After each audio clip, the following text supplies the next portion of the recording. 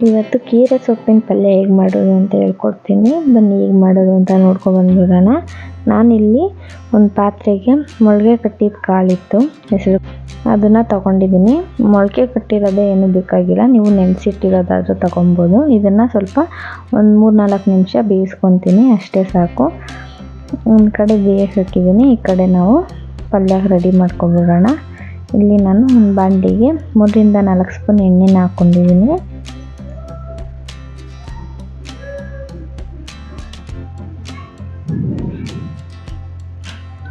ಎಣ್ಣೆ ಕಾದ್ಮೇಲೆ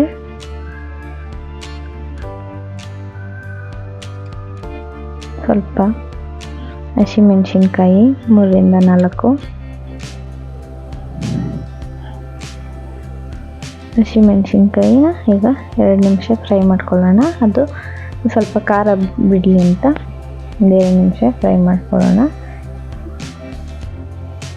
2-3 ಈರುಳ್ಳಿನ medium size ಇದ್ದರೆ 3 ಕಟ್ ಮಾಡ್ಕೊಳ್ಳಿ. ಈರುಳ್ಳಿ ತೊಗೊಂಡಿದ್ದೀನಿ ನಾನಿಲ್ಲಿ, ಸಣ್ಣದಾಗಿ ಹಚ್ಚಿಟ್ಕೊಂಡಿರೋದು. ಇದನ್ನ ಈಗ ಒಂದು 3-4 ನಿಮಿಷ ಫ್ರೈ ಮಾಡ್ಕೊಳ್ಳೋಣ.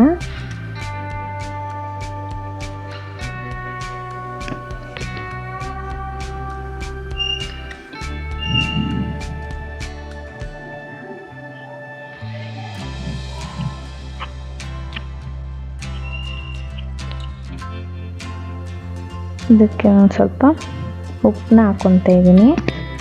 ಈರುಳ್ಳಿ ಸ್ವಲ್ಪ ಬೇಗ ಫ್ರೈ ಆಗಲಿ ಅಂತ ಸಾಲ್ಟನ್ನ ಸೇರಿಸ್ಕೊಂಡಿದ್ದೀನಿ. ಪುಡಿ ಉಪ್ಪು ಹಾಕಿಲ್ಲ ನಾನಿಲ್ಲಿ. ಕಲ್ಲುಪ್ಪು ಹಾಕೋದ್ರಿಂದ ಏನೋ ಒಂಥರ ಬೇರೆ ಟೇಸ್ಟ್ ಇರುತ್ತೆ, ಟೇಸ್ಟ್ ತುಂಬ ಚೆನ್ನಾಗಿ ಬರುತ್ತೆ ಅಂತ ನನಗೆ ಕಲ್ಲುಪ್ಪನ್ನ ಆ್ಯಡ್ ಮಾಡ್ಕೊಂಡಿದ್ದೀನಿ. ಈರುಳ್ಳಿ ಈಗ ಸ್ವಲ್ಪ ಫ್ರೈ ಆಗಿದೆ.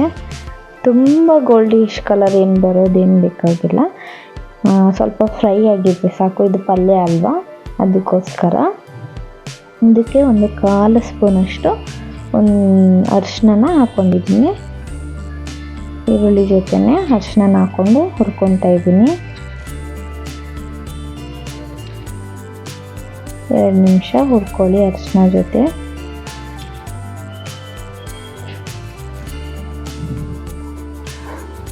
ಈಗ ಇದಕ್ಕೆ ಬೇಯಿಸಿಟ್ಕೊಂಡಿರೋಂಥ ಕಾಳನ್ನ, ನೀರೆಲ್ಲ ಫುಲ್ಲು ಇದಾಗಿಬಿಟ್ಟಿದೆ, ಸ್ವಲ್ಪ ಇತ್ತು, ಅದಕ್ಕೋಸ್ಕರ ನೀರು ಸಮೇತನೇ ಹಾಕ್ಕೊಂಡಿದ್ದೀನಿ. ನೀವು ತುಂಬ ಜಾಸ್ತಿ ಇದೆ ಸ್ವಲ್ಪ ತೆಗೆದಾಕ್ಬಿಟ್ಟು ಸ್ವಲ್ಪ ಹಾಕ್ಕೊಳ್ಳಿ. ನೋಡಿ, ಈಗ ಕಾಳನ್ನ 1-2 ನಿಮಿಷ ಬೇಯಿಸ್ಕೊಳ್ಳೋಣ.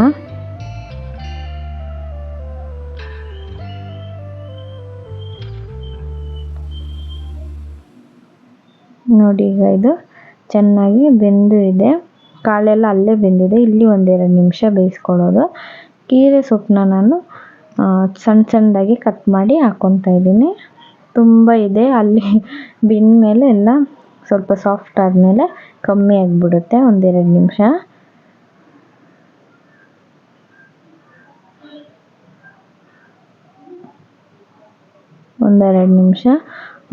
ಎಲ್ಲ ಫುಲ್ಲು ಬೆಂದಮೇಲೆ ಕಮ್ಮಿ ಆಗಿಬಿಡುತ್ತೆ ಸೊಪ್ಪು. 1-2 ನಿಮಿಷ ಇದನ್ನು ಬೇಯಿಸ್ಕೊಳ್ಳೋಣ. ಸ್ವಲ್ಪ ನೀರನ್ನ ಹಾಕ್ಕೊತಾ ಇದ್ದೀನಿ, ಏಕೆಂದರೆ ಸೊಪ್ಪು ಕೂಡ ಬೇಯಬೇಕು ಅಲ್ವಾ, ಸೊಪ್ಪು ಮತ್ತು ಸ್ವಲ್ಪ ಕಾಳು ಬೇಯಬೇಕು, ಅದಕ್ಕೋಸ್ಕರ ಸ್ವಲ್ಪ ನೀರನ್ನ ಹಾಕ್ಕೊಂಡೆ. ನೋಡಿ, ಸ್ವಲ್ಪ ಸೊಪ್ಪು ಬೆಂದು ಕಮ್ಮಿನೇ ಆಗೋಯಿತು. ತುಂಬ ಸೊಪ್ಪು ಬಾಂಡಿ ತುಂಬ ಇತ್ತು, ಈಗ ಕಮ್ಮಿನೇ ಆಗೋಯಿತು. ಈ ಥರ ಅರ್ಧಂಬರ್ಧ ಬೆಂದಿದ್ದಾಗ ಸ್ವಲ್ಪ ಕೊತ್ತಂಬರಿ ಸೊಪ್ಪನ್ನ ಹಾಕ್ಕೊಂಬಿಡ್ತೀನಿ. ಕೊತ್ತಂಬರಿ ಸೊಪ್ಪು ಲಾಸ್ಟಲ್ಲಿ ಹಾಕೋದ್ರಿಂದ ಅದದೇ ಫ್ಲೇವರ್ ಹೊಡಿತಾ ಇರುತ್ತೆ, ನಮಗೆ ಅವಾಗ ಚೆನ್ನಾಗಿ ಅನಿಸೋದಿಲ್ಲ. ಅದಕ್ಕೋಸ್ಕರ ಈಗಲೇ ನಾನು ಕೊತ್ತಂಬರಿ ಸೊಪ್ಪು ಚೆನ್ನಾಗಿ ಬೇಯಲಿ ಅಂದ್ಬಿಟ್ಟು ಈಗಲೇ ಹಾಕ್ಕೊಂಬಿಟ್ಟೆ. ನೀವು ಬೇಕು ಅಂದರೆ ಲಾಸ್ಟಲ್ಲೂ ಕೂಡ ಹಾಕ್ಕೊಬೋದು. ಇದು ಈಗ ಚೆನ್ನಾಗಿ ಬೇಯಬೇಕು. ನೋಡಿ, ಎಷ್ಟಾಗೋಯಿತು ಪಲ್ಯ.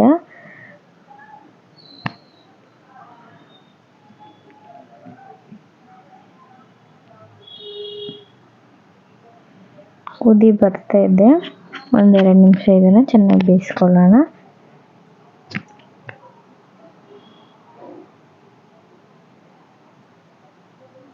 ಈಗ ಇದಕ್ಕೆ ತೆಂಗಿನ ತುರಿನ ಒಂದು ಕೈ ಹಿಡಿಯಷ್ಟು ಹಾಕ್ಕೊಂಡಿದ್ದೀನಿ. ಚೆನ್ನಾಗಿರುತ್ತೆ ತೆಂಗಿನ ತುರಿನ ಎಷ್ಟು ಹಾಕ್ತೀವಿ ಅಷ್ಟೇ ಚೆನ್ನಾಗಿರುತ್ತೆ. ಸೊ ಅದಕ್ಕೋಸ್ಕರ ನಾನಿಲ್ಲಿ ಸ್ವಲ್ಪ ಜಾಸ್ತಿನೇ ಹಾಕ್ಕೊಂಡಿದ್ದೀನಿ. ನೀವು ಎಷ್ಟು ಬೇಕು ನೋಡಿಬಿಟ್ಟು ಅಷ್ಟು ಹಾಕ್ಕೊಳ್ಳಿ. ನೋಡಿ ಬೆಂದಿ ಎಲ್ಲ ರೆಡಿನೇ ಆಗೋಯಿತು. ತುಂಬ ಚೆನ್ನಾಗಿರುತ್ತೆ, ಟ್ರೈ ಮಾಡಿ ನೋಡಿ. ಏನಾರ ಬೇಳೆ ಸಾಂಬಾರು ಮಾಡಿದಾಗ ಈ ಥರ ನಂಚ್ಕೊಳ್ಳೋಕ್ಕೆ ಪಲ್ಯ ಇದೆ, ತುಂಬ ಚೆನ್ನಾಗಿರುತ್ತೆ. ನಾನಿಲ್ಲಿ ಸ್ವಲ್ಪ ಲಾಸ್ಟಲ್ಲಿ ಉಪ್ಪು ಸರಿಯಾಗಿದೆ ಅಂತ ನೋಡಿಬಿಟ್ಟು, ಉಪ್ಪು ನಿಮ್ಗೆ ಬೇಕಾದರೆ ಸರಿಯಾಗಿದೆ ಅಂತ ನೋಡಿಕೊಂಡು ಹಾಕ್ಕೊಳ್ಳಿ. ಏಕೆಂದರೆ ಆನಿಯನ್ ಫ್ರೈ ಮಾಡಬೇಕಾದ್ರೆ ನಾನು ಕಲ್ಲು ಉಪ್ಪನ್ನ ಹಾಕ್ಕೊಂಡಿದ್ದೆ, ಪುಡಿ ಉಪ್ಪಲ್ಲ. ತುಂಬ ಚೆನ್ನಾಗಿರುತ್ತೆ, ಟ್ರೈ ಮಾಡಿ ನೋಡಿ. And thanks for watching my video. Please subscribe my channel.